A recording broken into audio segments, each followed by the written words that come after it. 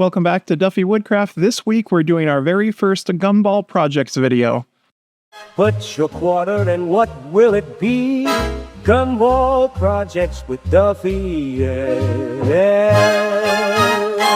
Welcome to the very first Gumball episode. In this series, we're going to be putting quarters into this Gumball machine, spinning the dials and seeing what to make. We have project ideas and product modifiers. But since this is the very first in this series, we're going to do not one, not two, but 3 projects in this series. So I went ahead and pulled out the first 2. So we have a project idea of for the kitchen, and the modifier is fantasy, and then I have board game, and the modifier is fire. So let's go ahead and find out what our third one is going to be.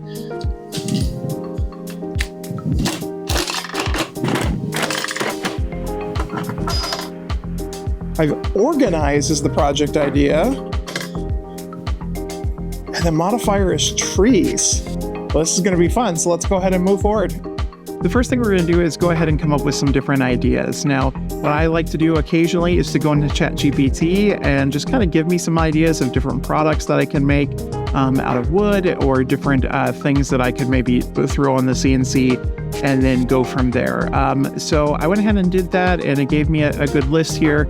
And what I ended up going about doing is I chose a Lazy Susan, and I'm gonna, as my fantasy theme, I'm gonna carve in a dragon and fire and then refill that with epoxy to reseal it. So that's my first project for the kitchen and fantasy. Now, the second project we're going to be doing is the board game with fire. So my idea was to make a checkers game, and I'm going to use fire to create those black squares. And so I created that on the CNC to cut out as well. And then lastly, for the organize and trees, I'm going to make a jewelry organization station and make some palm trees on the CNC as well, using a special type of BAM cord, their Tiger Edition. So let's head out to the CNC and cut all this out. All the bits we're using today are from Cadence Manufacturing, the Jenny bits. We'll start with the V60 Groovy bit to cut out the fire. We'll move to the 1/8 inch bit for the pocket for the dragon, and then we'll do a 1/4 inch downtown Jenny bit to do the profile cut to cut out the Lazy Susan. Now, when I do the cutout, I actually nick my board here, and it loses suction, and it kind of digs into the edge a little bit, so I have to hit the emergency stop. So I went ahead and added a little bit of extra fire to the edge to kind of work into this mistake I made. Then I mixed up some epoxy and filled in the fire and the dragon, and we'll let that cure overnight and then head over to sanding, which means it's time for this week's Sanding Thoughts with Duffey Woodcraft. The year of the dragon is coming to a close, and we're preparing for the year of the snake. But did you know we have no idea where dragons come from? Even though they show up in almost every origin story across the globe, we have no idea where their original origin story started from. Some people think maybe dinosaur bones got confused and dragon bones became a thing, but we don't know. Well, until we find out, they will always hold a special place in our hearts. At a 1/4 inch roundover on both the bottom and top of the Lazy Susan, I'll then hand sand those smooth and then spray off with some compressed air to get ready for finish. I'll use a satin spray finish on the top and bottom, and then once dried overnight, I'll go ahead and add the hardware for the Lazy Susan portion. Stay tuned to the end of the video for the finished product. But first, a little about this week's sponsor. This week's video is sponsored by Basecamp. They provided me a couple of dust masks to try out for the new year. Basecamp provided me both the N and the M, so N as in Nancy, M as in Mary, dust masks to try out. I've tried both of them, and honestly, I prefer the M style, and that's just because, you know, I have a bigger face and it works a little bit better for my size, but also because it's more adjustable. So you've got the adjustable top that goes up around the head, and then the one that goes up around the neck. So if I put this on here for you, it's got the nice strap on the back, so it holds nice and securely. It holds nice and secure in the back with that, but also gives me a thing that can, or a strap that can come up around my head, and it holds it in place this way. So I really like this. It provides a really secure mask on my face. I'm not feeling any air coming in anywhere, and it's allowing me to breathe properly and not get any of the dust in my shop. Thank you for the team over at Basecamp for sending these masks. If you want to try them out for yourself, check out the link in the description below for my affiliate link and discount code. Now, back to the build. I'll go ahead and grab a chunk of red oak and cut it down to size for our second project, which is going to be our game board and fire, and then I'll head over and play with some fire. And yes, if you can't tell, I'm excited to play with some fire. I'm going to go ahead and use this propane torch to burn the board completely, getting a nice black even char across the whole board. Then I'll take it over to the CNC and cut out the pattern for the checkerboard. First using a V-bit to do the lines, and then I'll use a 1/4" bit to cut out the squares where the epoxy will go into. Then I'll mix up some epoxy from Wisebond, some tabletop epoxy. I'll add a little bit of black and then some ruby red pigment to add a nice rich red to these squares. And I'll let the epoxy cure overnight. You might be able to tell, but there was some warping due to the fire on the board on one side, so I went ahead and cut out a second board. And this one I'm going to do after I've cut out, I'm going to burn, and I'm not going to use epoxy on this one.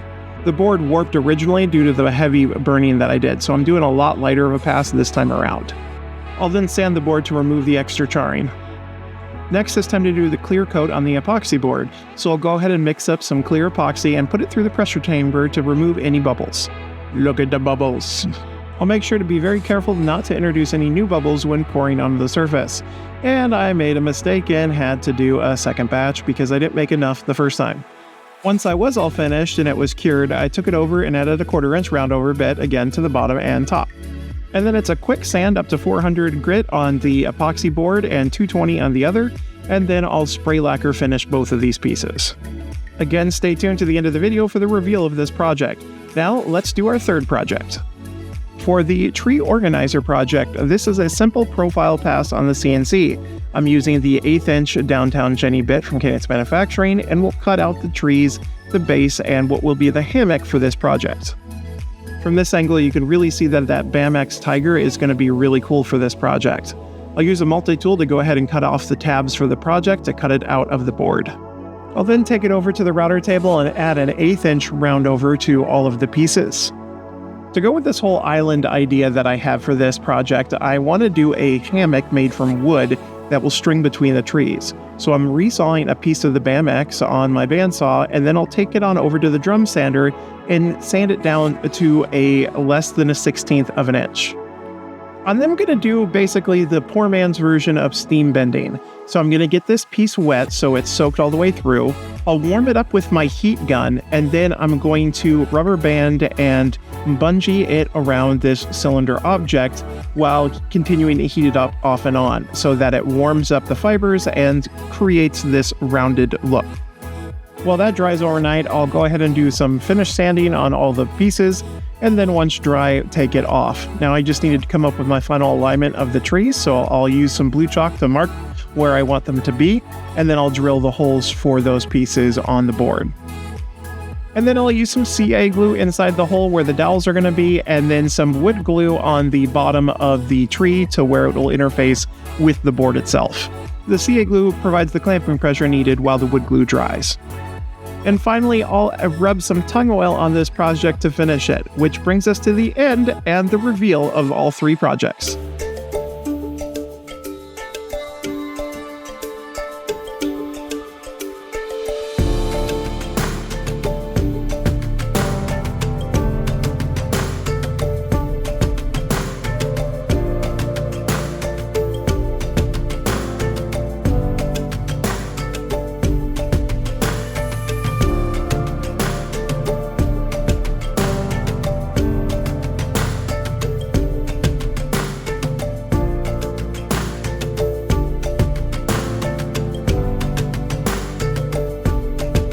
And there we go. That's our very first Gumball video. 3 projects, 3 different prompts. So first, our fire and game board project. Things I would do differently. First of all, I don't really like the epoxy one. I don't like how it turned out. I'm not an expert at pouring epoxy. I try my best. And I'm still learning. So personally, I just don't like this one as much. I like this board better, than the other one. The only thing I would do different is make the depth of the black squares a little bit thinner so it's not as noticeable, but I like how the fire makes it look like a rustic board. This is something that I would have in my house and play with. Now the Lazy Susan project, I do like this. There are two things that I would update for a second time around. First of all, the fire depth, I wouldn't go as deep. I don't like how the V60 went down as deep it is. I think that was a problem, my fault. I didn't zero it out properly and it went down deeper than I had planned it to, which is why I add the extra fire marks. Now the hardware on the back, I'm not a fan of this brand of hardware. It doesn't freely, smoothly spin around. I'd like to have it spin and keep spinning when I let go instead of coming to a stop. That's just personal preference with a Lazy Susan, so that's up to you. Otherwise, it does work. It does what it's intended to do. Now the jewelry holder, there isn't really anything I would change with this project. I really like how it turned out. It's upstairs in the bathroom right now for my wife, and I love it. I think it's a great project. So I hope you guys enjoyed this video so much. Let me know in the comments what you think. Are there things that you would change, different things you would do with the prompts? And are there prompts you want to see me do so I can put them in the Gumball machine? Let me know. Otherwise, I'll have a new project video out in 2 weeks. And until then, I'll see you later. Bye-bye.